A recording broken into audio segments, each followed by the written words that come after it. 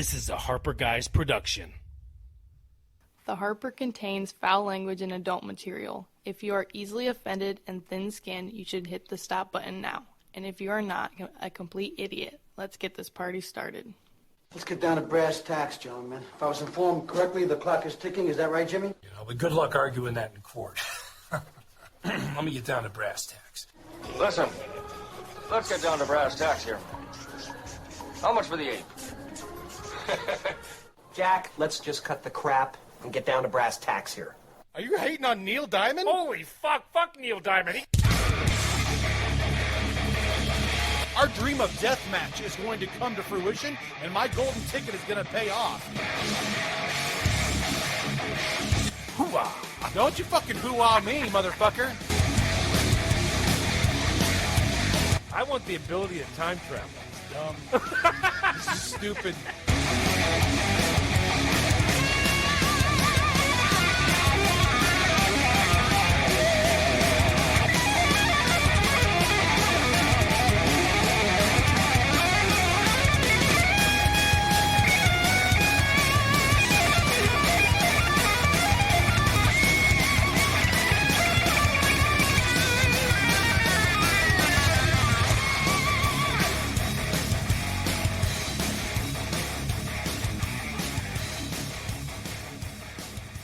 Welcome to the Harper, ladies and gentlemen. This is Jake. With me, as always, my co-host Adam. That's right. What's up, Jake? Nothing. I am ready for a good show this evening. Let's do it. Right. So let's get. You mean you're ready just now after 75 episodes? You're fucking ready? I mean, I'm always ready, but you know how some nights it's like work or whatever else you're doing. You're like, if you're mowing your yard, sometimes like, oh, I gotta mow the yard. Sometimes it's like, I'm gonna mow the shit out of this yard. Speaking of which, Yes. pulled up to your fabulous yard today to come on down to the bomb shelter. The yard looks great. Thank you. And then I'm like, wait a second, Jake didn't even mow it. Which means that if you actually look at it, it doesn't look great. I don't know, it looked pretty good. Substandard. It looks great because that stump's gone out front, so that definitely helps. But the guy that mows it, I'm not gonna throw him under the bus. He does it at a very, very good price, but the attention to detail combined with the speed don't quite line up together. Don't like it, huh? Well, I think it's one of those things where there's certain things that we all do in life that we have a way that we like them to be done. Sure. And it's not quite the way I would do it. That being said, from the road, my yard looks kept. He gets out here on a timely manner. He gets it done. It is what it is to finish the season. I won't use him again after this year because I'll be back to mowing my own. That's what I was assuming. It was because you're down out. If you don't know, Jake had his right leg amputated. Not really, but My left. was it your left? Yeah, not amputated, just some knee reconstruction. So, Yeah. The story is I got to witness this. Not the complete injury. Yeah. But part of the injury. We were out putting deer stands up on the property. We were pulling them back with the rope. Jake was anchoring them, and I was trying to help. And this rope haunted us.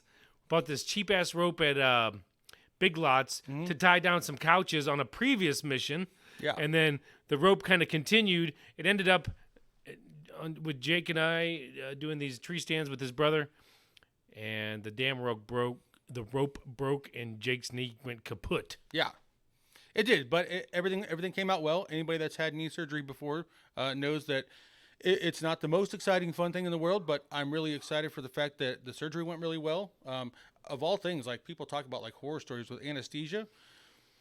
When it was time to put me out, I went out like a light, and when it came time for me to wake up, within 3 minutes, I was alert and oriented and didn't feel sick or anything. So what they've done with the anesthesia, I was way, way impressed with along the way. So little shout out to Worcester Orthopedics.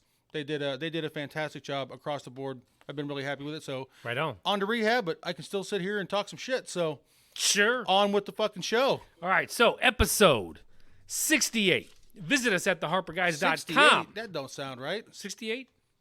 78? 76. 76. Boy, where did I get 68 from? I don't know, I've man. got 76 wrote down here. Now, I'm dyslexic at times, but that's not even fucking close. It's one short of a Happy Meal, bro. This might just got that might, I just might have got into the next montage Right? for the beginning of the shows. No shit. Episode 76. Visit us at theharperguys.com. By the way, 76, that's the bicentennial, right? There we go. there at theharperguys.com. You can follow and share. Also visit us every fucking where. Everywhere. We're fucking everywhere. Anywhere you can find your fucking podcasts. If you're watching on YouTube, that's another place you can go. Subscribe and comment, which I'm going to fucking bitch a little bit. Go to YouTube and watch us. Now, I do know that there was some searching issues Really? with us. And I think what the problem was, every once in a while I'll go into the settings and look, and it'll say like, one of the new ones after it updated was, is your show for kids? And obviously, no. But I think it was a permanent setting, and I think if you weren't signed in, you can't search it because it's not for kids. And if a kid just isn't signed in, you can't find it. But I don't really think that was the case. I think something kind of got fucked up. So what I did was, I kind of looked around to see what was the problem, possibly, and one of them was we don't have the Harper in any of our titles to any show. Gotcha. So I went into about 50 episodes and put the Harper in the beginning of each one. Okay. And they started to kind of populate a little bit. There you go. So I think it helped. So I apologize if you couldn't find us. Yeah. And so I'm not bitching about the views, but they're pretty low. So get in there and kick those bad boys up. And hey, to the regular listeners, if you don't typically watch us on YouTube, do us a small favor. Pull it up and see if it's easily accessible, easy to find. And if you're struggling with it, let us know. Oh, yeah. So the Harper, it's difficult to find. The Harper Guys, you'll see an episode or two and you can get to the show. Okay. So right now, go to the Harper Guys. Seems to be working better. Okay. Fantastic. Yeah, hopefully that all gets kind of straight. If not, I'm gonna call up the YouTube and figure it out. I'm sure they'll be ready for you to lay down the law. Yeah. Also, go to that same YouTube and subscribe because we've got almost 40. Just about hit the 40 brink, and once we hit 50, that 50th subscriber, I will hunt you down and send you our Brass Tacks T-shirt. Yes. Get on Well, the at least I'll get your size first, and then I'll order it and send it to your ass. Or we'll send you a 3X, and you get whatever you... Yes. Also, the koozies have been ordered. Yes. The Gallows koozies have been ordered for the Patreon members. Yes. Aaron, and we've got Jim Randolph. Those are a couple of our early ones. It's coming to you. Yep. They both wanted a Gallows. Yep. Conveniently enough. Yep. For those of you that are on there, you are getting the koozie first, so you can shoot us a message anytime. If we get to the couple month mark where it's time for you to get your koozie and we haven't heard from you yet, we will reach out. But if you know what you want right off the bat, go ahead and send us a message and we'll get it loaded up and send us an address and we'll send it there. So please give us a reason to order the Harper ones. Yeah. Somebody get in there. Yeah, they are requesting the Gallows ones so far. Yes, yes. I mean, I like the Harper ones. I'll rock a middle finger in the on a cold beverage on a sunny day. When you're out there playing cornhole, I mean, fuck it. Right. Who cares? Just hold it up every time you put one in. Got it. I know. Somebody out there is like, could you just get a secondary logo? Maybe, but right now, no. Anyways, moving on. Don't forget about the patreon.com. We're trying to avoid putting a bunch of ads on the show. We've talked to a couple different companies. There are some people that want to start putting ads on the show. We're apprehensive at best. We're apprehensive about it because we know from all the shows we listen to, we don't love tons of ads. I mean, we know that it's part of the industry and part of what happens, but we would like to try to avoid it if possible. So a little bit more coming through on the Patreon would be a big help, to make sure that we're covering some of the stuff that we're doing to where, if you're hesitant to get on, a couple bucks really makes a big difference to the show. So don't be afraid to just hop on there, throw it out there. Yeah. We would love to have you. Even if you sneak in as a basic tier member, it's $6 a month. Right. What that does is it helps us pay for everything we've got to pay for, and then plus get merchandise for everybody else, including yourself. Yes. So, we are going to give back as much as you give, twice as much, honestly. Right. So, what is it? It's the Jerry Maguire. Help me help you. Exactly. Right? Yes. Okay. The more we can send, the better. I'll pick up the shipping. Oh, ship. All right, so I want to go back into the surgery topic real quick. Okay. So, and this could be a 2-second yes or no, but you said kudos to the rehab center. Yeah.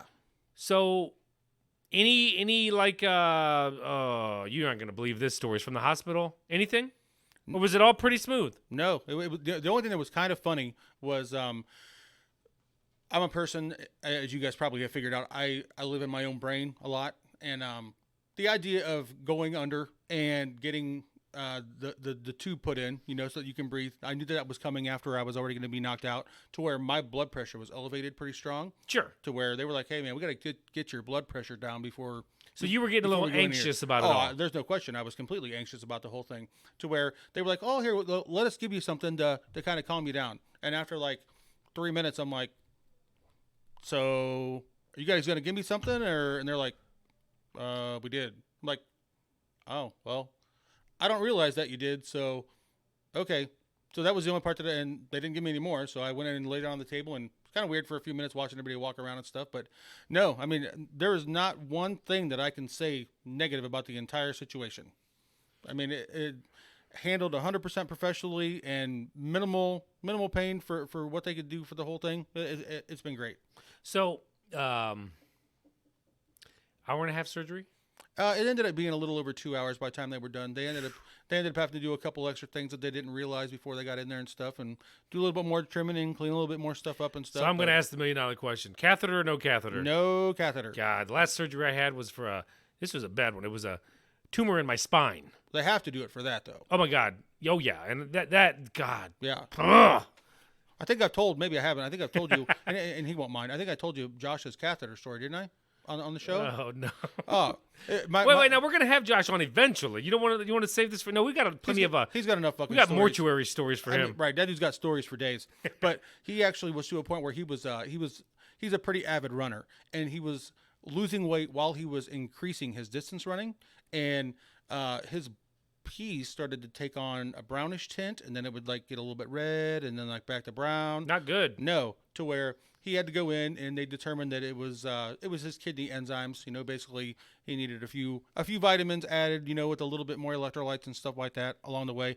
But when he went in for the procedure to get everything checked out, they had to cath him. Well, they actually had a group of students there that day. Course. So by the time it was all said and done, because it said the one doctor was real nice, but he kept coming in and he was like, hey, I've got another student here that I kind of like to review this procedure with. No! For the love of God, no. Quit looking at my dick! So he said he said by the time it was all said and done that there was like 40 people that like saw his junk that day.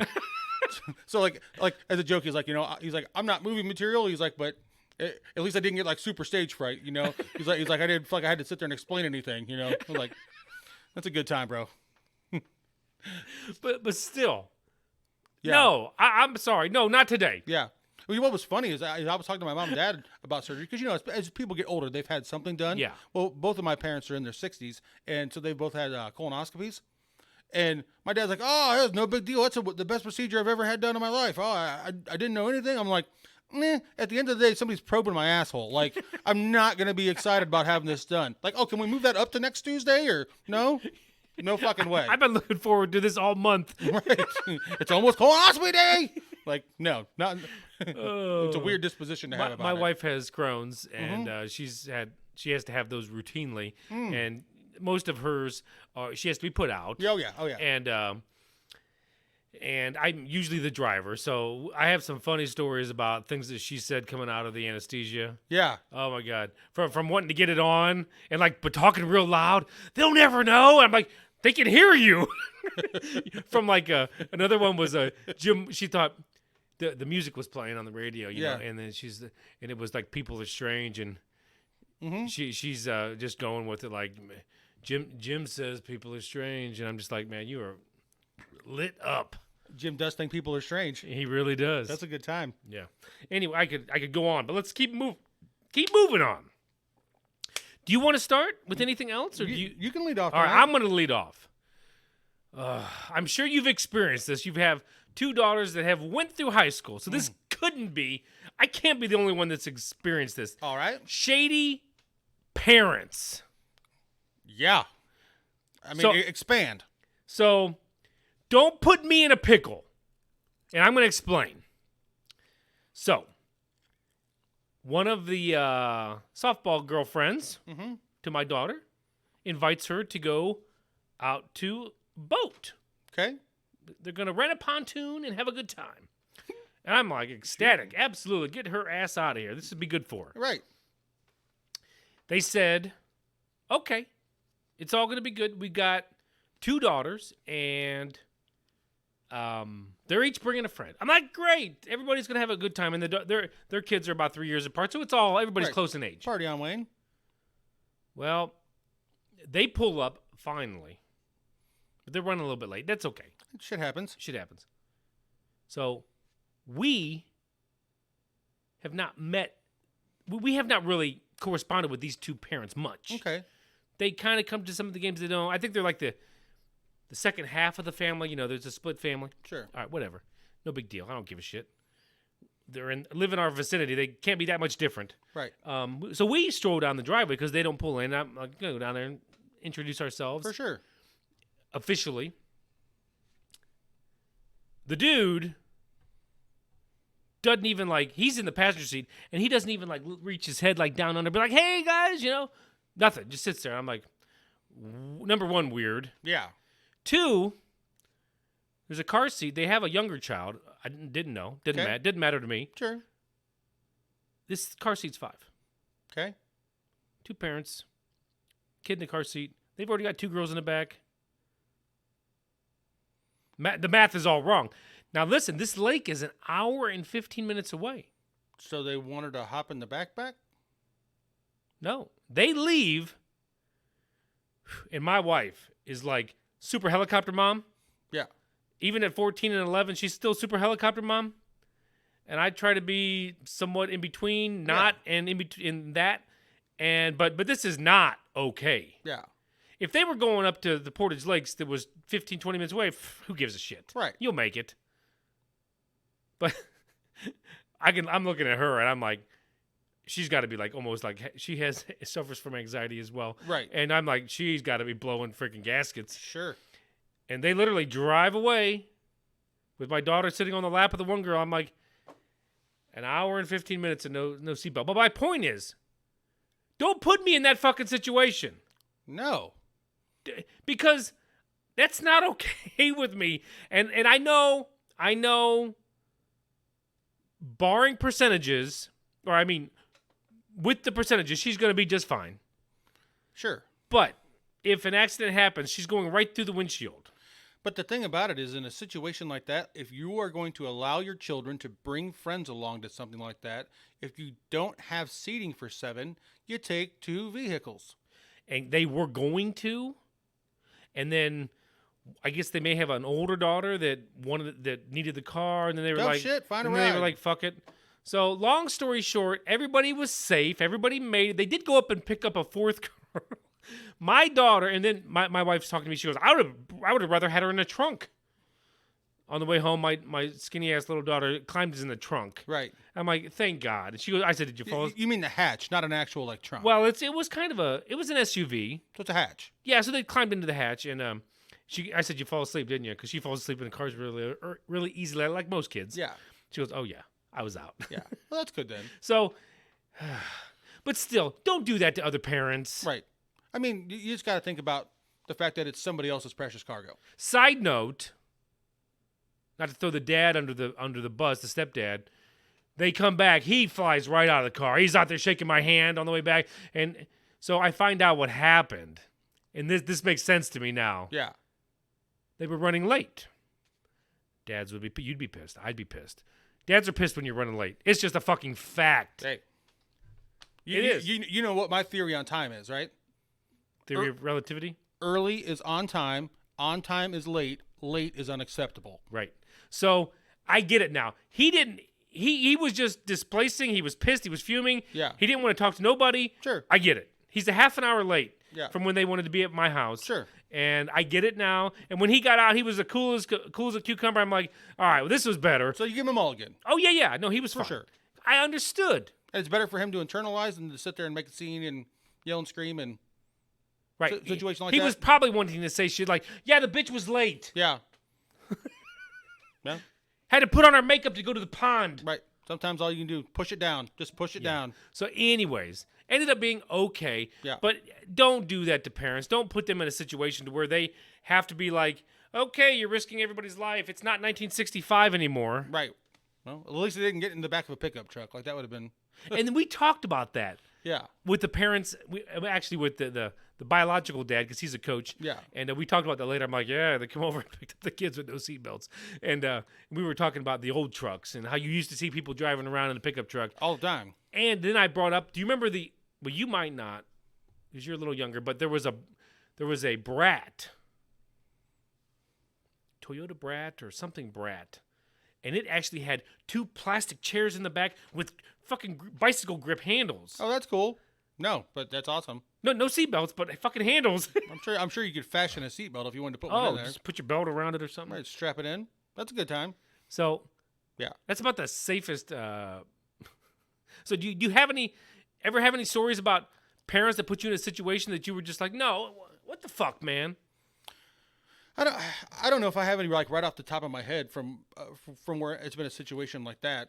I mean, most of the parents that we've dealt with over the years, they've been one of two. They've either been neurotic like we are to the 10th degree or more, or like they just don't give a shit at all, to where we know that we have to dot the I's, cross the T's, and make sure that everything's kosher and on the up and up. You know, I mean, the one girl that the youngest one was friends with for years, her dad was a local cop. You know, to where you weren't getting nothing past him. And another girl, her mom and dad, they knew every movement of everything. And like this dad's bullshit meter was like a 10 out of 10. Like you weren't getting nothing past this guy. To where like multiple times, like if there were plans going on that they were going to some girl's house, he'd be like, hey, where they going? Where'd they tell you they're going? What time they going to be there? What are they doing while they're there? Like He call you? Oh yeah. To where like, He was sniffing it out. Oh, making sure that everybody's on the same page. And that girl actually got caught one time bullshitting. Because like I've mentioned before, it's something I advocate highly. We have a very good open relationship with our kids. Absolutely. You know? We don't let our kids run amok or anything like that. That's not what I'm saying. But any situation, like to get in trouble, you have to earn getting in trouble. You know, but they tell us everything that goes on, things, you know. Who's doing what's involved with who. They know what the rules and expectations are. You know, like you never get in a car with somebody that's driving. You know, if you had a drink, you never get in a car and drive, you know, stuff like that, to where, and they know that they will never do that kind of stuff. So, and that's not me being naive as a parent. That's me knowing that my relationship with my kids is they'd call me if they had to. Hey, I need picked up, you know, everybody's drunk. Nobody can bring me home. Like, hey, we're on our way. And we've done it. Our relationship with our kids so far is that exact way. Yeah. But I fear at some point they're not going to tell you when they do something. Yeah. The only thing that I've, for instance, if they smoke fucking pot, they're not going to fucking be like, oh, and by the way, we toked a little bit. Yeah. But at the same time, I don't feel like you have to share it with me. You know what I mean? Right. Now, if my kid comes home and says, pretty sure they were doing lines in the bathroom, I'll be like, well, that was fun. You're not friends with Jenny anymore. You know? Jen A. So, but no, I mean, most of our parent relationships have been pretty good. I mean, we're not the type of people that make super close friends with our kids' parents. That's just never really been our thing. Like we have enough friends and family. I think that's pretty normal though. Yeah. I mean, I feel like back in the day, I mean, if we had like, if one of my daughters was like in softball and they started in 3rd grade and it was the same 15 girls all the way through and we saw these exact same parents for everything, maybe as I got older, it would have turned into something like that, but it didn't work out that way. Right. You know, to where we're not going to become friends with all the band parents when there's 220 kids in the band. No, of course not. That's just not our thing. I mean, my best friend growing up, we were inseparable for about 8 years, or even longer. And but I'm saying like through school years. Yeah. And our parents obviously knew each other. Right. But they weren't like having picnics and shit. Sure. You know. Yeah. So nope, I don't have too many horror stories about other parents at this point. Yeah. So good times. All right, now I have another topic here. Okay. But before we do that, okay, I'm going to do a little impromptu. Okay. Well, let's get rid of the hat, dude.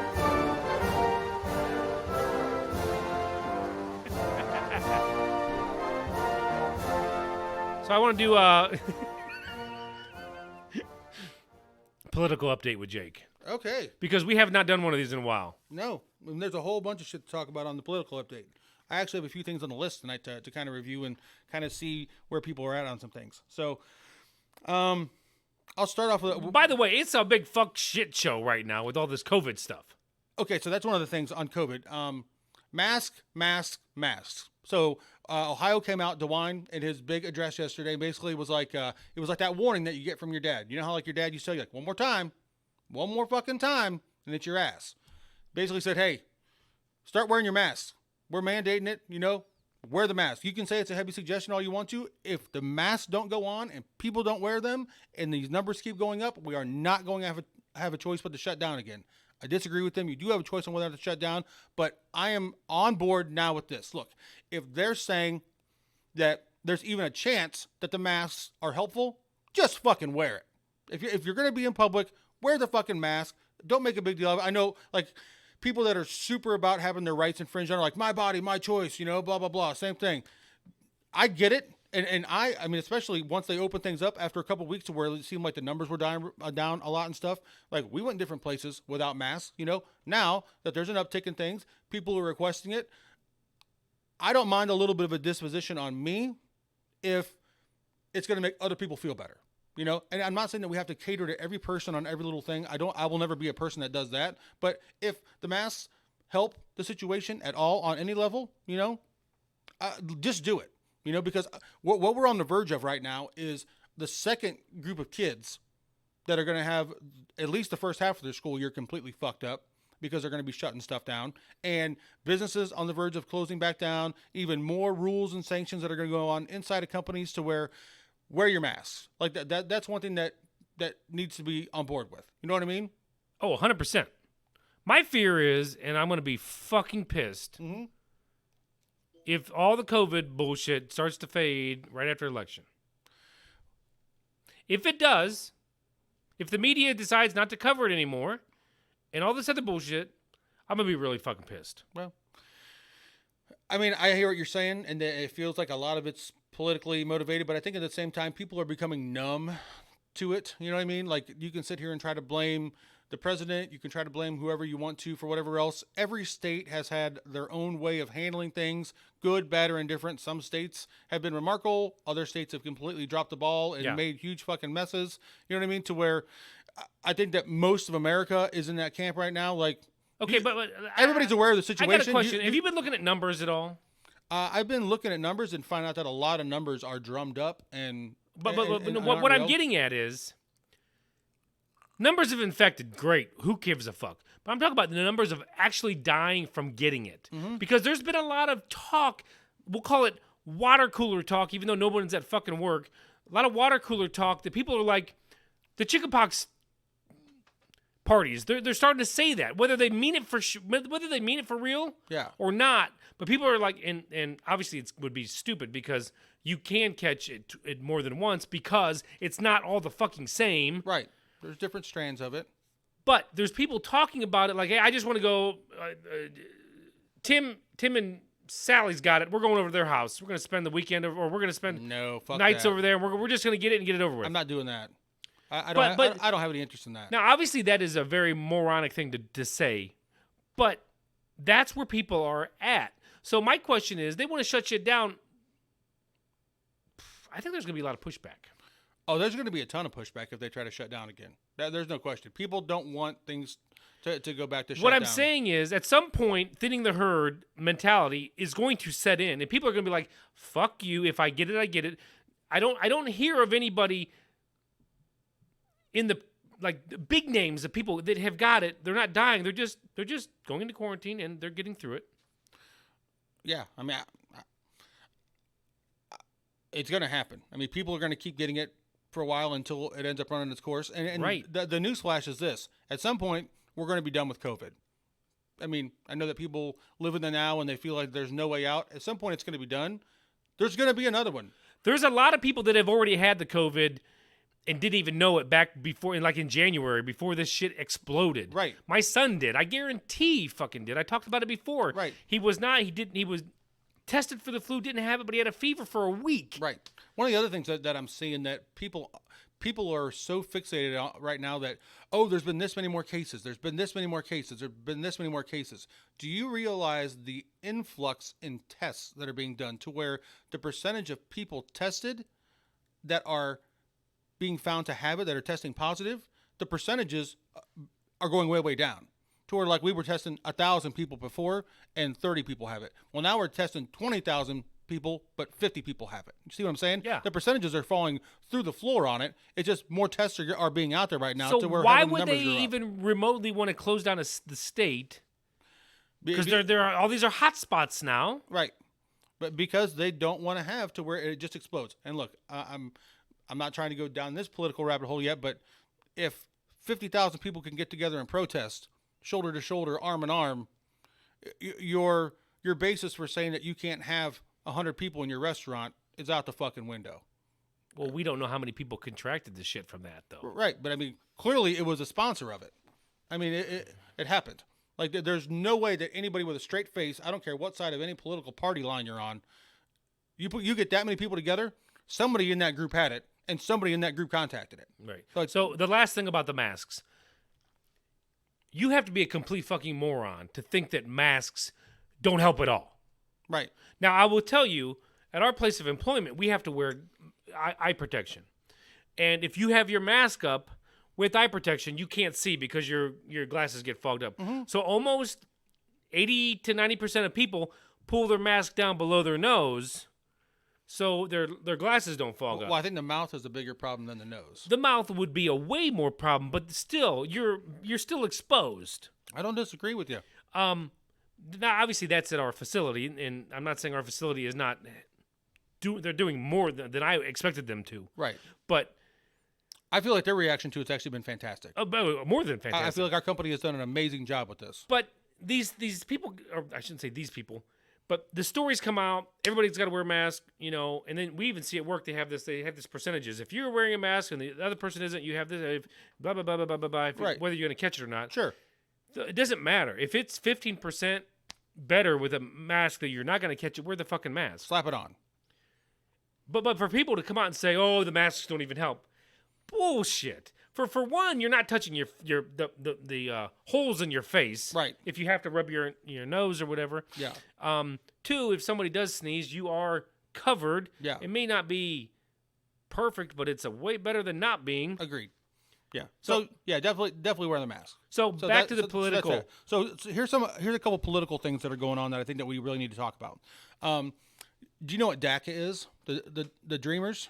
DACA? Yeah. No. So Dreamers, the Dreamers are kids that are here in the United States that their parents brought them here somehow illegally. Whether they had them here illegally, they brought them here illegally across the border or whatever, they overstayed a visa, whatever you want to say it, they fall into this category of the Dreamers because they dream of having an American life and the opportunities that we have in this country like everybody else. So that's where I think their parents dreamt of that first, but yeah. But still. So basically, this has been a huge point of contention that people have been saying for forever. On one side of the aisle says, "Hey, they're legal. Let them all stay. Make them all naturalized citizens, and let them be in."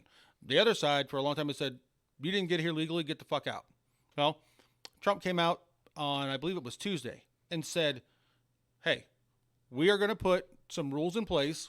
I'll have more information coming soon, but there is going to be an opportunity for Dreamers to become American citizens." And people on the left wouldn't give him credit if he cured cancer tomorrow. Of course. And you're starting to see some of the people that are pretty hard right-leaning. I wouldn't say like the regular conservatives of America that are like, "Oh, this is ridiculous, like you're caving into them, blah, blah, blah." And I don't look at it like that at all. No. I think that if a kid is brought here, this is where he's living his life. He wasn't brought here by choice. He doesn't have freedom of choice, like any kind of an 18-year-old does. If you can present an opportunity where, okay, you have to get educated, you have to be able to speak English, write English, to become part of the American society, check all the boxes, have a very specific set of things that you have to pass all of these things and get it. Mm-hmm. I think it's a positive thing. I think that you're talking about more people being in this country that are invested in this country. Well, I would look at it like this. You build the fucking wall, you're not going to start throwing people out that have already successfully made it in. I mean, I guess you could. Adults and shit that have come here illegally, yeah, they have to go back. They have to go through the process right. Yeah, that's not what I'm talking about. I'm talking about the kids. Oh, so you're gonna split them up? I mean, if that's the choice that they want to make, the parents should end up having that choice at some point. Yes. Like, look, homie, you didn't do it right. You got to go back. You got to go through the proper protocol to get admission in the United States. I think at some point you have to be grandfathered in or out.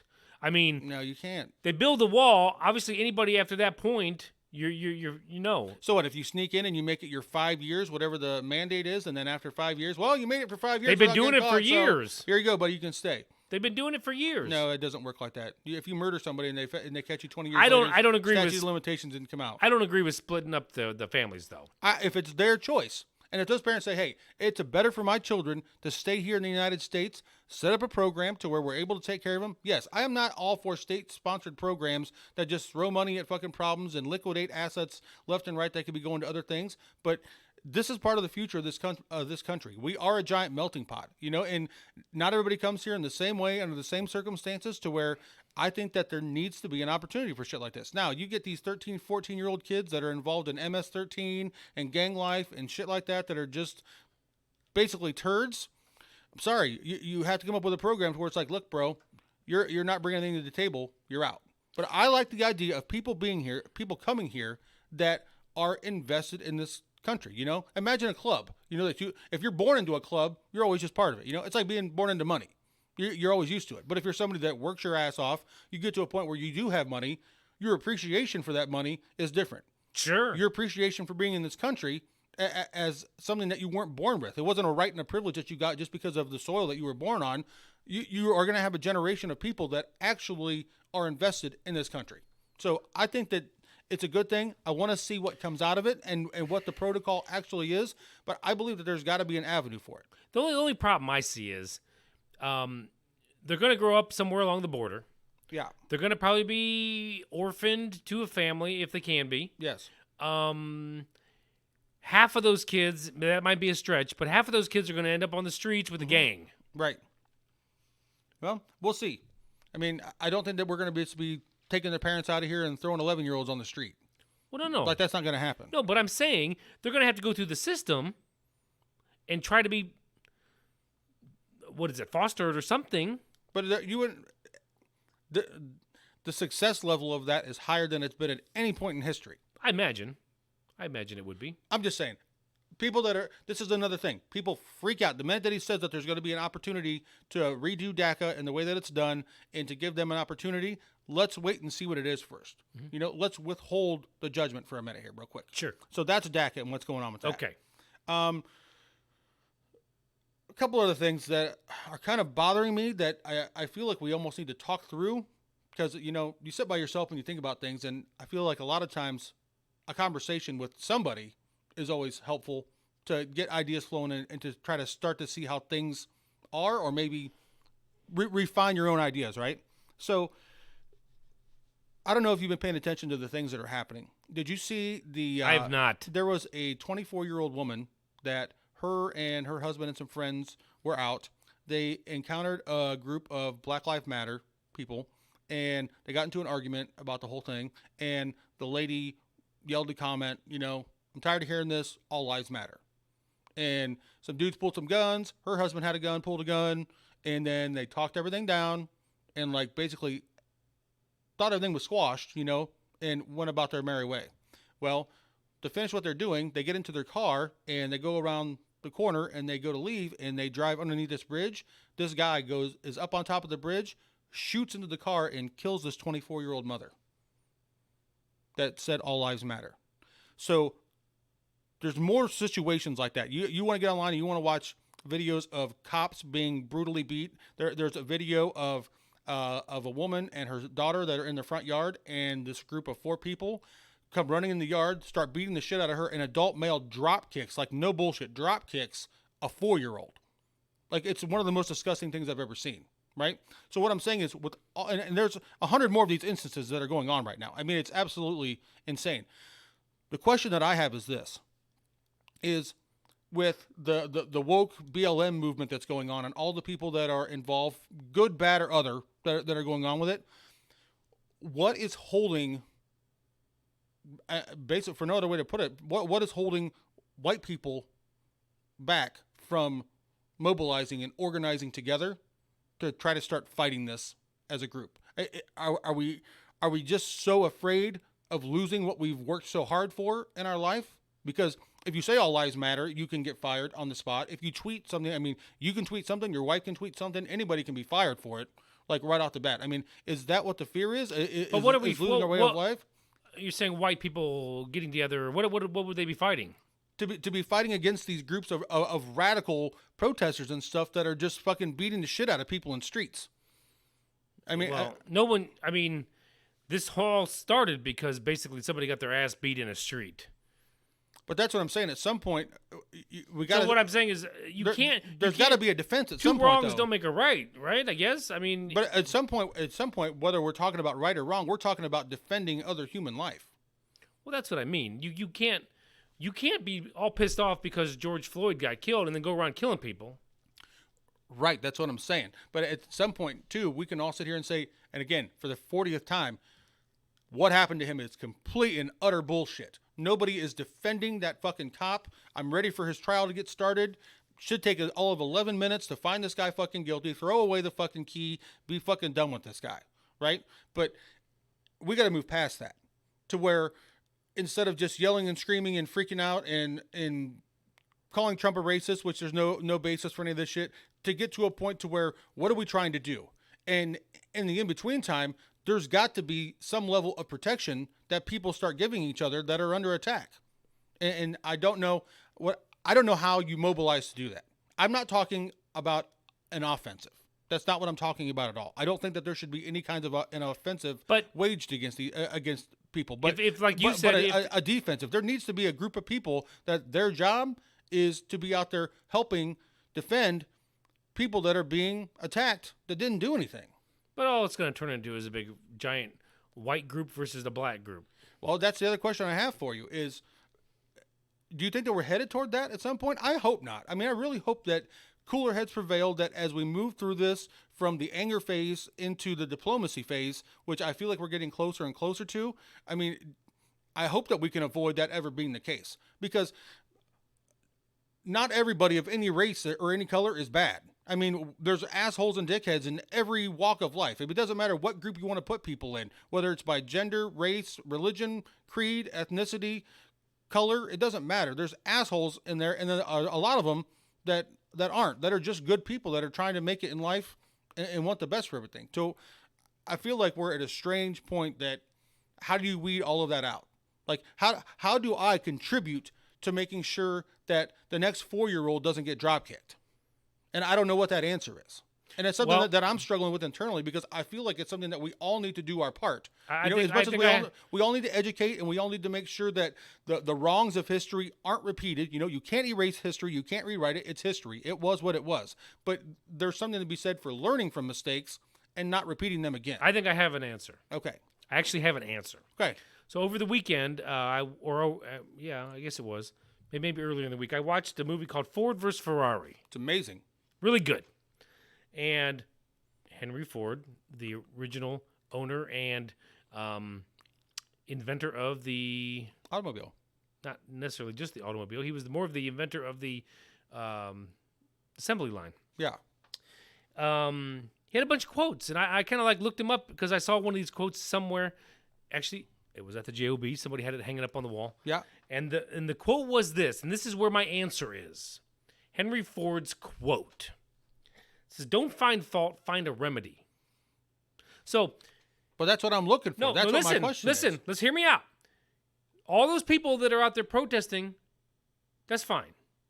But when you start kicking somebody's ass that doesn't deserve their ass to be kicked, you're finding fault. You're not finding a remedy. So there's a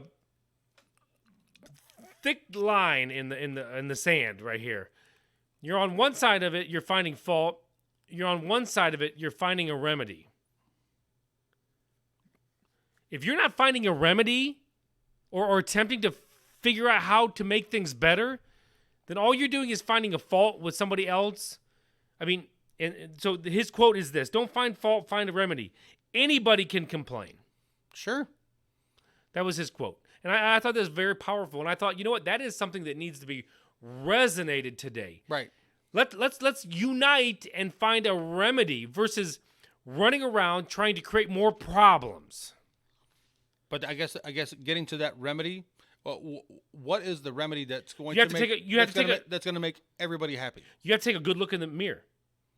And literally, are you trying to help, or are you just trying to cause more problems?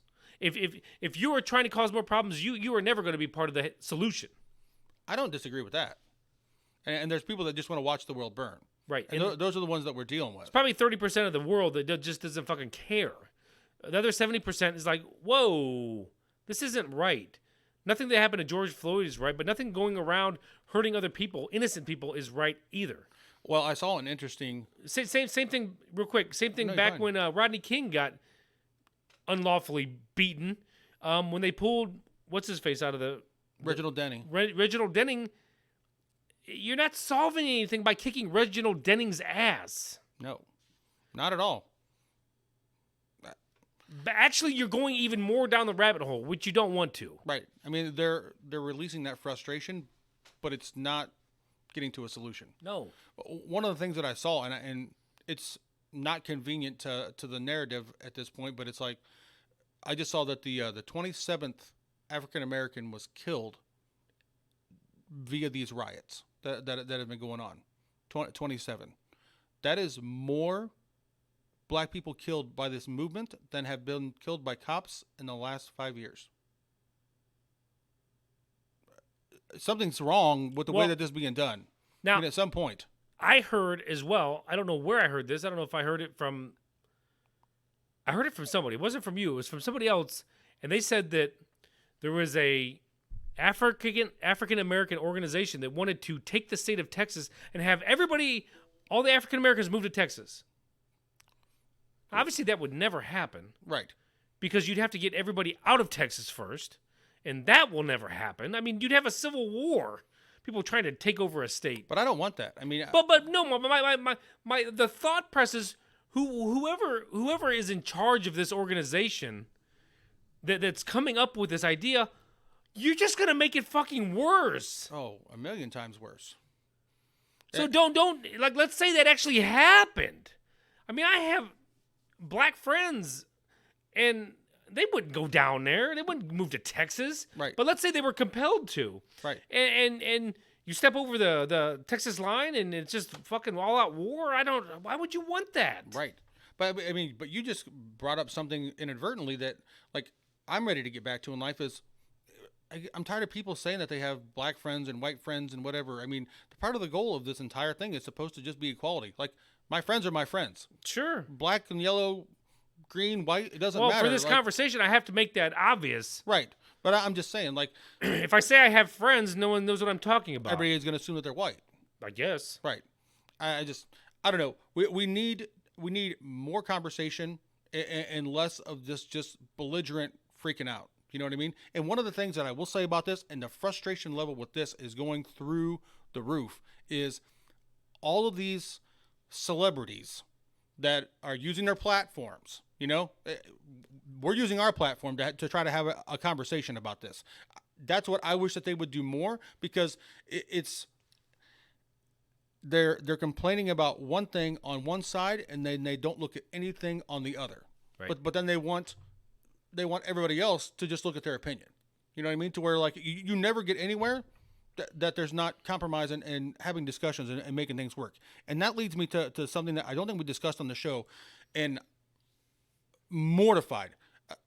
The NFL, I love the NFL. You know that. I have forever since I was a kid. I hope that I always do. But I'm telling you what, they're really making it hard right now with as far as they're going with all of this.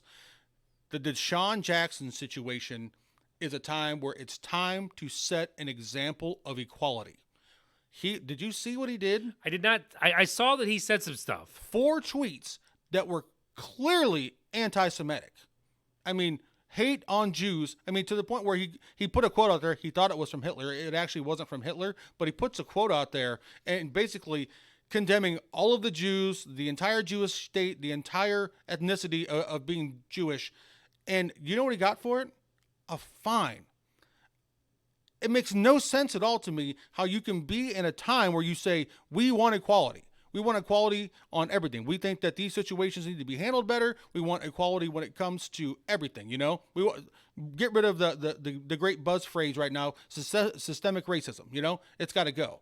But then we're going to allow... But that is racism. It's blatant racism that is being treated like it was almost nothing. To where if a white player, Drew Brees, crucified about his comments about kneeling for the national Well, he was anthem. talking about the flag, and I would say he almost misspoke about the flag to an extent, not extreme, and he got crucified for it. And that's fine. You want to do that, you do it. But you got to do the same thing to DeSean Jackson. You got to crucify him. I mean, at some point, this guy's got to be suspended.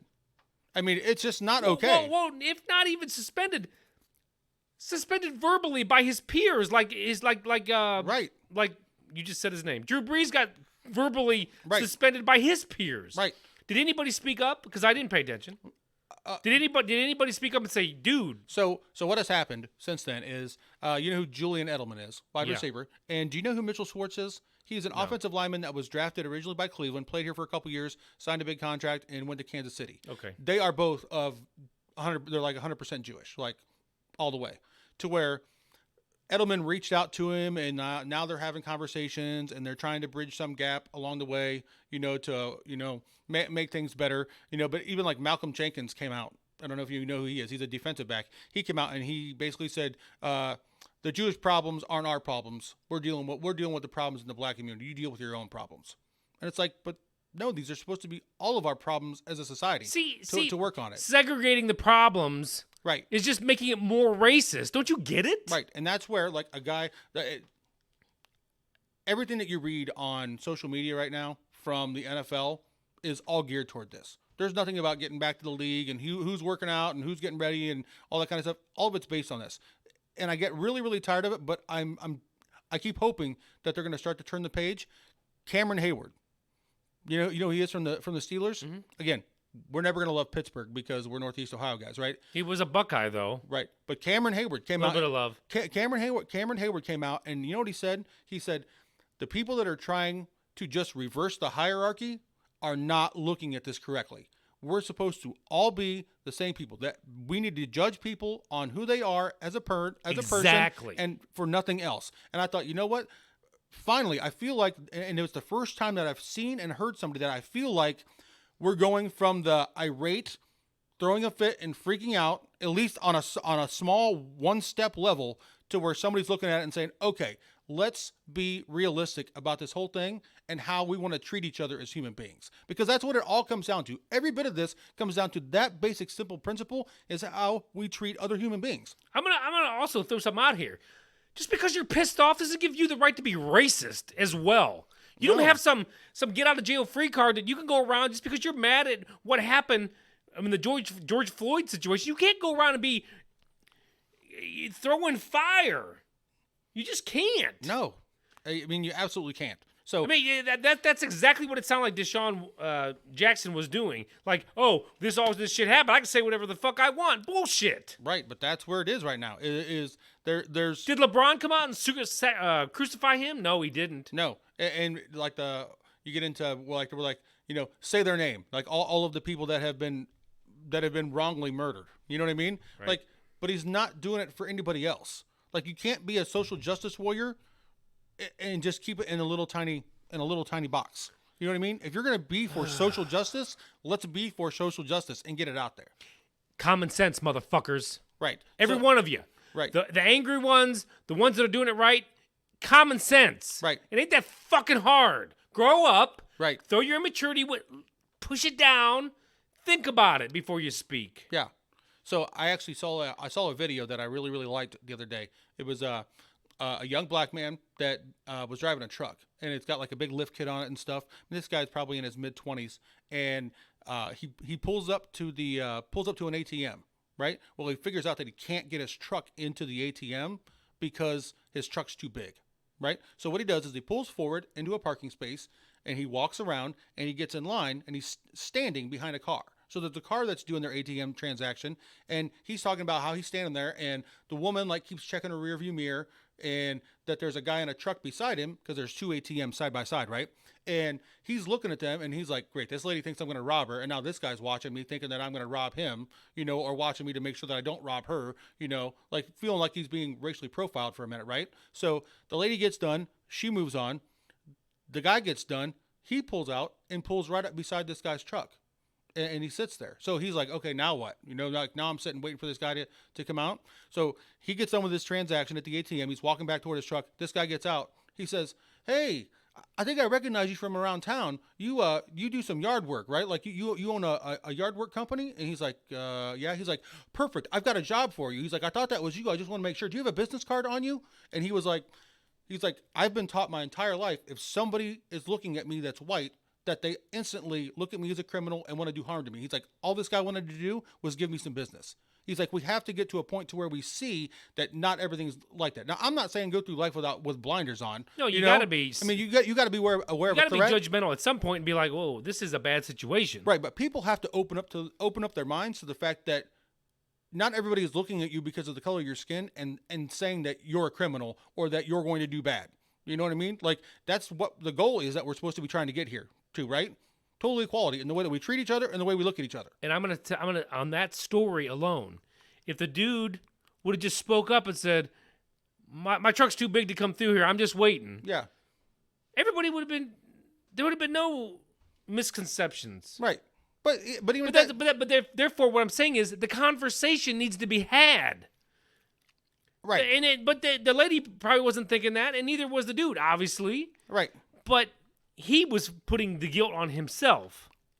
And that's what he said. He was very open about it afterwards. And he was like, "That's really opened my eyes to this, to where I need to change the way that I look at things. To where it's going to be a progression. This isn't going to be fixed overnight. I mean, Yeah, but you have to want it. And there's a lot that pretend they want it, they don't. I'm going to tell you right now. some people just like to complain, though. I mean, I really feel like most people want to see resolutions to stuff. Well, I'm talking about that 70-30. There's a good 15% of people out there that they don't want shit to change. They act like they do. Well, I'm going to hope that the other 85% of society then continues to band together. I mean, we've talked about it before. I remember when 9/11 happened. We weren't anything other than Americans together at that point in time. Amen. Amen. Something happened to all of us as a group. We see that one of our citizens in George Floyd was treated completely inhumanely. He lost his life because of a complete piece of shit. We all recognize this, and this is a time where we need to band together, not push each other apart. But the sickening part of all of it is that every bit of this is being politically charged. Mm-hmm. I mean, the media is to the point where they don't even act like they're in the middle anymore. They basically openly are just like, "Hey, we're pushing an agenda." It's not reporting anything anymore. It's straight propaganda all the time, and it just drives me nuts. So you got it? You cover everything? I have one more thing All that I want to throw out there that I think is important. Let's do it. So the largest police fraternity in the country, they have the four largest unions all belong to this same fraternity, right? And they are a huge voting bloc, right? They have over 500,000 members strong, but the extent coming out of that, they estimate that around 5 to 7 million votes, basically with their family members, people that are involved with them, that this group kind of end up going one way or another, right? Sure. They have not endorsed a Republican president since Reagan, right? In 2016, they were so disgusted with Hillary that it was the first time that they didn't endorse anybody. Makes sense. Because they were like, we can't throw support behind her. It's just not going to happen. They actually came out and they said, for all of the things that Trump is trying to do, all of the prison reform, opportunities for minorities, all of the things that he is doing executive orders and pushing through, and the fact that he's now standing up and saying, "Hey, we're not going to put up with you killing our police force. We want to beat out get the bad police out, improve the level of police. We've talked about there needs to be some reconstruction with the way that policing is done, especially in large areas, but they've actually come out now and they said 100% we're supporting Trump. So I'm glad to see that there's some progressive thinking on some of that kind of stuff, So where do you think we're at right now as a country? You've got a pretty good pulse on things. Do you think it's right down the middle between Biden and Trump, or do you think that it's still a little bit heavy on the Trump side? It's funny because we talked about this before. Polls are going to keep telling you that Biden's way. No, I'm going gut feeling. What do you think? I think it's going to be close, to be honest. I mean, there's like 6 or 7 states that basically swung the last election, and a lot of them are going to be open for interpretation again. Persuasion? Right, to where I think the way that things are handled over the next several months are going to be important. The way that Corona is finished off, whatever the next steps are that come out of this movement to make sure that things are heading in the right direction in this country. But I feel like there's a lot of people. The more Biden talks, the more people don't like him. I mean, you can't have 3 million new gun owners and climbing, and this guy is the one that's coming out trying to say, as soon as I'm elected president, I'm rejoining the World Health Organization, and I'm taking as many guns as I can possibly take. People don't want that, you know? It's to where I don't think that guy's got a pulse on this country at all. Well, he's never going to get elected if that's what he says. If that's one of his, Oh, yeah. If that's one of his agendas, he's not going to get elected for that. It was just a couple weeks ago. He came out and he said, when I'm elected, I'm coming after the NRA and I'm going to win. It's like Bullshit. Good luck. And that's where it goes back He's to stupid then. right. And I just want to be like, dude, you need to listen to Dave Chappelle. You know what Dave Chappelle said about it, right?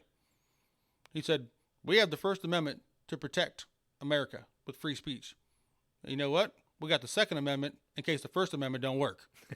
Amen. Right? Amen. So that's what's going on in politics. I mean, there's a million other things that are going on right now. I've got something. The Indians. My hometown political. I don't want to call it bullshit because I guess some people could find it offensive. Yeah. But I'm going to tell you what, in my opinion, Yeah. at this point in our country's history, they removed the Wahoo. Now, I could see where that could be deemed disrespectful. I can see. The character that they had. I can see. Okay. Although the original one was really bad. I could see. Okay, they got rid of it. It's gone. It's been gone for a couple years now. Yeah. But now it's just the name, the Indians. And throughout sports, there's the Braves, there's the Blackhawks. Who have both said that they will not change their name. Okay.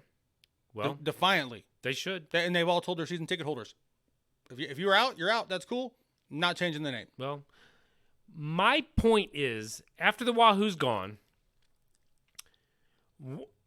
it's first of all, it was honoring the best player on the team back in the day. Yep. He was an Indian, Native American Indian. Yep. And okay, so if you want to get rid of the ugly Wahoo, you did that. But still, at this point, it's honoring the best player that we had on our team in 1918, whatever it was. Yeah. So now you're losing that honor. 1, 2. You're also, as far as history goes, it's just one more thing.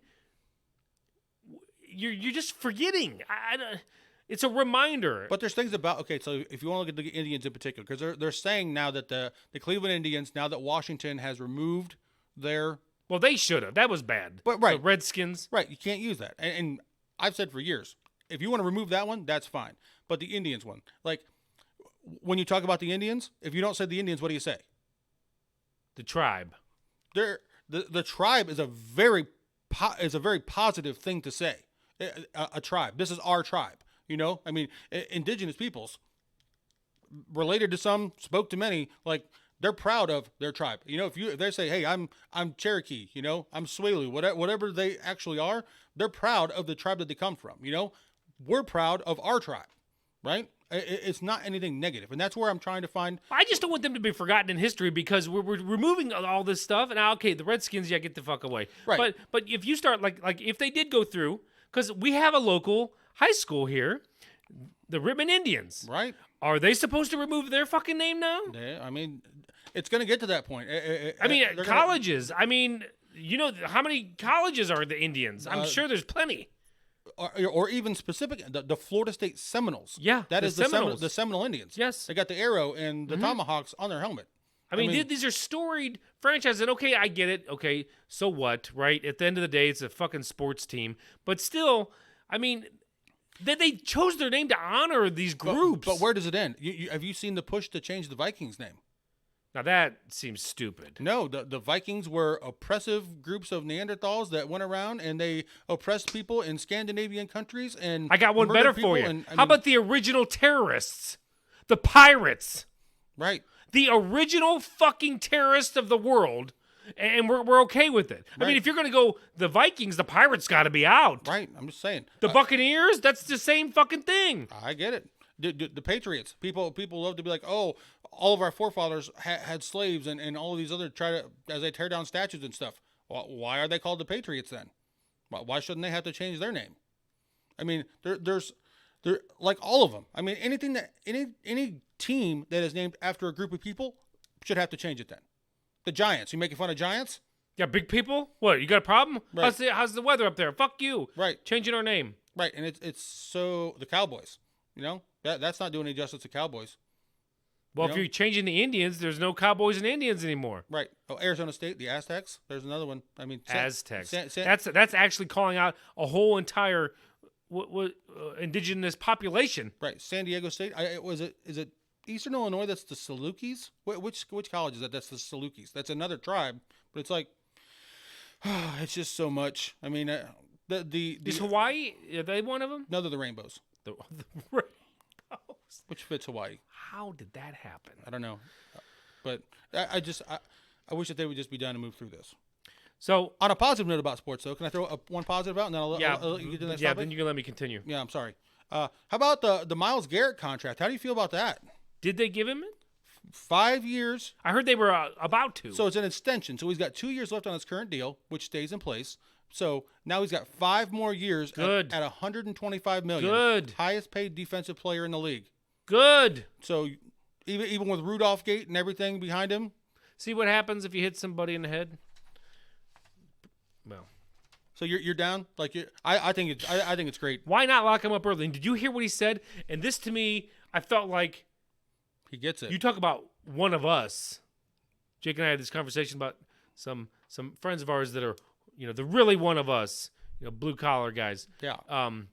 When he come out and said, I want to be a part of the first playoff victory since the reestablishment in '99. Yep. I was like, holy fuck. And he didn't say he wants to win a championship. He's not stretching it out. He just wants to be a part of that first fucking win. Right. And he thinks it's going to be this year. I'm telling you, hey, I got mine out there. Cleveland's going to the playoffs, baby. Oh, they're going. Now, you didn't put your money where your mouth was when I made my list and handed it to you. I didn't need. Okay, I learned a long time ago. I don't have to put that shit on paper, and I better not. Okay. So I'm not sure why, if the Cleveland Indians aren't changing their names, the Braves and the Blackhawks don't. I think they should. I mean, is it that much far of a stretch? No. They both said that the way that they do it is honoring them, and I actually thought it was interesting. The Atlanta Braves actually have a very close relationship with a group of Indians that are in the Carolinas, and like they have them to the ball field for events and stuff all the time. So even though they have protesters outside the stadium, they do a very good job of keeping themselves involved with the Native American community. The fact that you have protesters means that's not okay. I mean, the Indians, every opening day, there's the real American Indians are out there protesting it. And as a fan, I'm conflicted, but at the same time, now that they're changing it. Yeah. Now, most of that was, though, to ban the Chief Wahoo, and they got that done. So. Anything else not political? No, this is still political. So, I mean, I'm to the point where the whole world needs to just go gray. Call Lowe's, tell them to get rid of all the colors except for gray. You can have all kinds of different shades of gray. Because the world is so fucking sensitive right now that if you paint your house yellow, your Asian neighbor could get pissed. You paint your house white, Jake could get pissed. It just could go on and on and on. I just don't understand it. Anybody can get pissed about something. So if we're going to be this sensitive, we really got to just. I don't even want to have this conversation because it's in the end. I'm being cynical here. It just seems to me we need to get back to basics, back to brass tacks, baby. Where are they at? Let's get down to brass tacks, gentlemen. Right? I just think that we're oversensitive, hypersensitive right now. We need to do as Henry Ford said, become a remedy. Don't always just be pointing fault. Become a remedy, because anybody can complain. But I think it's a mindset. I mean, if you're a person that is a happy person, like you're going to look for the good in things. You know, if you're a person that's afraid of things, you're going to look for things to be afraid of. If you're a person that wants to be mad, you're going to find things to be mad about. Sure. I mean, that's what it comes down to. And the fact that we live in the easiest time in the history of this planet doesn't help anything. Nobody's going. What do you mean easy? Dude, you don't have to go outside and hunt your own food and grow your own crops. Yeah, it's been that way for a while. What, for 100 years? Out of all of the history of humanity, the last 100 years has been the easiest. And let's be honest, probably the last 40 to 50 has been Captain Cushy Town. For sure. I mean, there's no softer generation than the generation that's alive now. And that probably is a result of the problems. I mean, if you're dealing with real problems, you don't have time to complain about this kind of stuff. I guarantee if you took this supermarkets away tomorrow and the gas stations away and everybody quit going to work, people had to actually go out and kill that squirrel or that rabbit or that deer for their dinner, wouldn't be much time for bitching and moaning, would there? No. That's what I'm saying. We live in a time it's so easy now that people have time to go off about things that don't matter. Not saying that there aren't things that matter. There are things that do matter that need to be brought up, but some of this shit, it's overdone. I got a reflection moment. Okay. So we were watching the 30 for 30, Sosa and McGuire. I haven't seen it yet, but it looked like it was going to be good. It's good, but there was one moment. My wife tuned in for a second. She's kind of watching. I was telling her, this is back, when they did this in 89 or 88, whenever it was, 89 I think it was. Yeah. And she's looking at the crowd. That's what she does. When she looks at somebody's picture, like in their house, she'll look at their decorations before she'll look at the people. It's just good the way she is. And she'll be like, look, there's like 3 people in this shot with cameras, because this is a memorial. I can't talk. Momentous. A momentous time. They're taking pictures, and not one person has a phone in their hand. Yeah. And she goes, and her first words out of her mouth was, "That's back when we were free." Mm. But you think about how we are slaves to our devices now. We are. And all those people could actually sit there and focus in on the game and not be like, "Oh, Todd texted me." Right. All day long. Never stops. So when it's nice to put the phone the down. wife once in a isn't while. right that much. I'm just kidding. but she was spot on right there. I'm like, you know what? You're right. Yeah. We were free. Yeah. There was a picture I saw a couple years ago. It was from inauguration day. It was I think it was Obama's second inauguration, and they showed, and there's like 20 people that are at this railing that are all leaning over, and all of them have cameras, and are looking at their phones and stuff. And there's one lady that's just sitting there like this, and they're like all these people, and there's only one that's actually experiencing this history right now. There's only one. Right? Yeah. And it's true. I mean, I will tell you that for as well as I did with my surgery, the number one best thing about that is before I left the house that morning, I shut my phone off and I left it here. And I did not turn my phone back on until I went to bed that night. And it was like the freedom of being away from it is amazing. It is amazing. I just breaking away from it from time to time and just engaging in what life actually is. It's a lot. I mean, it is a lot. It is a lot. And it's needed. It is needed. Highly needed. I mean, I've gotten into a couple games on the phone where you kind of get a little addicted here and there. Yeah. And then you're like, okay, I'm fucking deleting this fucker. I'm done with it. And then the next 2 weeks, you're like, God, I feel so good. Right. I was doing this so much. My eyes were hurting. Have you been through that with your kids? To where, I know that especially young when the girls had phones, it would get to the point where every day after school there was drama with this person or that person, everything was going on, and we would be like, all right, that's it. No more phone for 3 days. And day 1, they're mad. Day 2, they're bored. And then by day 3, they're skipping around the house and finding stuff to do. You need help with something? Right. To where I think that people need to schedule more unplugged time. We do right now. Right now, currently, they get in trouble.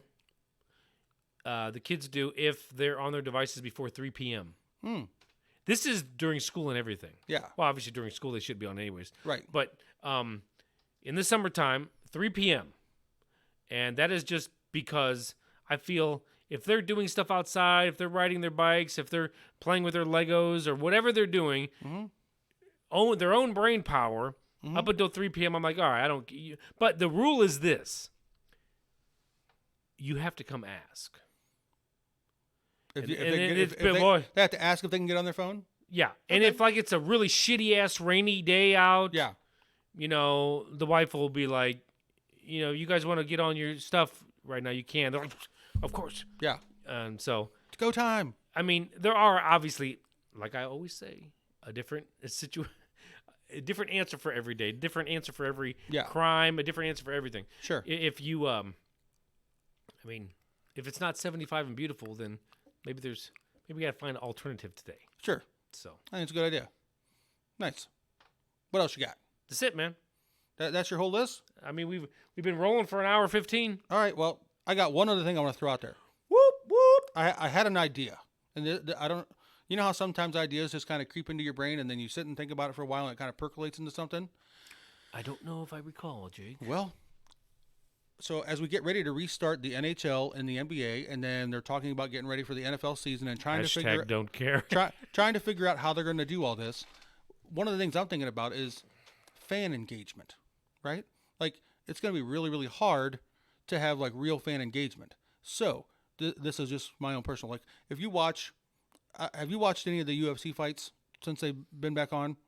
Because the UFC is one of the things that's keeping going. So they're having these fights, and the only people there's a little bit of media there, and other than that, it's like the fighters and the cornermen and like basically people that are working the event. But there's no actual like fans in the stands, right? Pipe in the sound. Right. Well, they're not piping in the sound. No, I'm saying they should. Right.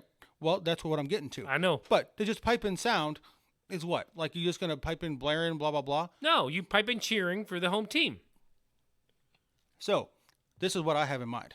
I think if somebody could pull this off, this would be the greatest way ever to get people, at least in the short term, involved in things. So let's say that you're an Indians fan, right? Yeah, I am. Right? And what we then have, you ever been to like the old school drive-in movie theaters? And you know how you used to have to grab the little thing and put it on your car window? And tune into the radio, yeah. Right. What if you had those in place of people in the seats? And then for your seat for the day, let's say that you're in seat whatever, blah, blah, blah. You could get the view from your seat, sitting at your computer, right? You could get the view from your seat, but then there's also audio on there. So you have a microphone to where you can get the whole place going, like doing the chants and the whole nine things. I love it, except for the 15-year-old that's on there going, fuck, fuck, fuck, fuck, fuck, fuck, fuck. It's no different than the drunk guy that's on beer 17 that's doing the exact same thing. Right. I mean, I guess it would drown it out, but I'm down. I mean, that's a way to pipe in the fucking noise, and you get the whole crowd going with the fucking chant, and like it's a big moment of the game for that home field advantage. They got the ability to crank it up in the stadium. I'm not gonna lie, my whole neighborhood knows when the Indians hit a home run. Right. If I'm watching the game, I'm yelling, I'm loud, and so why not mic me in? Yeah, that's what I feel like it maybe needs to be refined a little bit, but I think there was a way that you could get people involved without being there. If we can have meetings from across the world over our computers right now, if you can pipe yourself in to where you're virtually at a game. Because you know what would happen if this actually was a thing? You would have to pay. Yeah. And you would get a virtual view from the stadium. Sure. Separate from the actual video feed. Yeah. And they'd have to buy 5 million webcams. Sure. And then this is your HD webcam view. Right. And when you say something, you push the button or you hit go on your computer. Yeah. You can hear you. Oh, man. But then, like, can you imagine if they had, like, Clubhouse Cam? Like, stuff like that where, like, you can tap in and see what's going on. It would all work until that one home run or foul ball broke a bunch of cameras. But you can protect it all. It's all got netting around it these days anyway. Yeah, not the bleachers. Well, I guess there can't be any cameras in the bleachers. You could set it up. I'm just saying. Yeah. You wouldn't want any more than the lower bowl anyways. I mean, how many are you going to do? I'm just saying. I think it'd be awesome. I mean, it'd be a way to pipe in real noise, like real people actually getting into it. I'd do it. I'd sit in front of my computer and fucking hack it up, have a good time, be bullshitting with the guy beside me.